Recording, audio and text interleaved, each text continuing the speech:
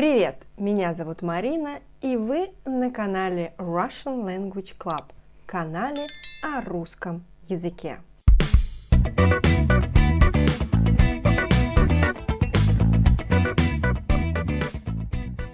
В этом видео мы с вами будем учиться делать косвенную речь, indirect speech. Вы можете спросить меня, а зачем нам это нужно? Я думаю, что эта информация все-таки необходима, потому что вы часто видите косвенную речь, часто ее видите, читаете, слышите и так далее. И если вы хотите рассказывать какие-то истории, то вам необходимо уметь это делать. Итак, какая бывает речь? Бывает прямая речь, когда есть слова автора, и мы знаем, кто автор. Обычно прямая речь у нас написана Ваня, двоеточие и его слова. Ваня автор, и мы знаем, что конкретно он сказал. И есть косвенная речь, indirect speech. Это когда мы говорим Ваня сказал, что, и передаем его слова. И в этом видео мы как раз с вами и поговорим, как можно переделать прямую речь в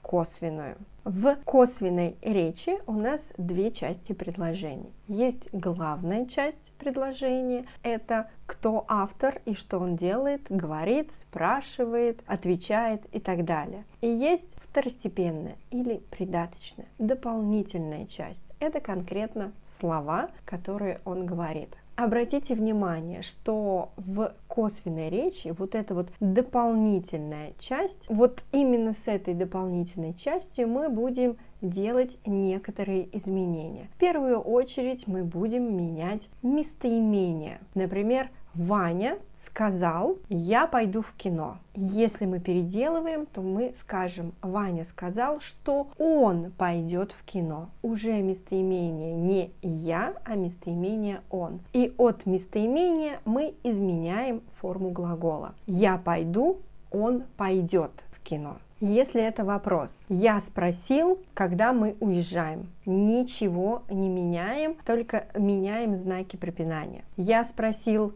сколько времени. Но если вы скажете, я спросил Ваню, когда ты доделаешь проект, то в косвенной речи у нас будет я спросил Ваню, когда он доделает проект. Ваня, он. Еще вариант. Света попросила, купи хлеб. Прямая речь. Когда мы переделываем в косвенную, у нас получится Света попросила, чтобы я купил хлеб.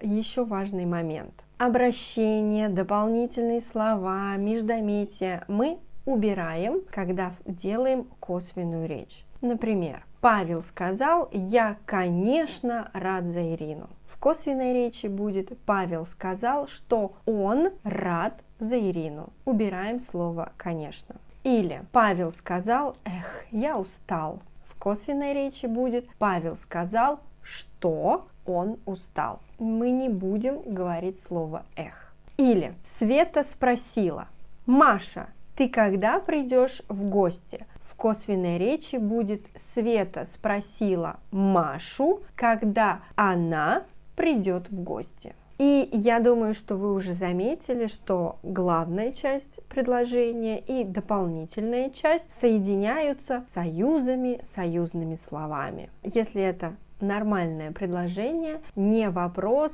не императив, то мы добавляем союз «что». Я сказал «что», Света сказала «что» и так далее. Если это вопрос, то мы используем слово «вопрос». Света спросила, когда, я спросила, где и так далее. Если это просьба, приказ сделать что-то, то мы будем использовать слово «чтобы». Павел попросил, чтобы мы пришли вовремя. Капитан приказал, чтобы начался полет. Интересно, когда у нас вопрос без слова вопроса. Например, когда мы задаем вопрос, ты открыла окно? Мне важно узнать, открыла она окно или не открыла. Поэтому в косвенной речи я это слово для меня важное поставлю в начало. То есть я скажу, я спросила, Открыла ли она окно? Открыла ли? Вот это вот слово ли, это и будет дополнительным словом, которое показывает, что это был вопрос. Ты открыла окно? Открыла ли ты окно? Вот это вот ли,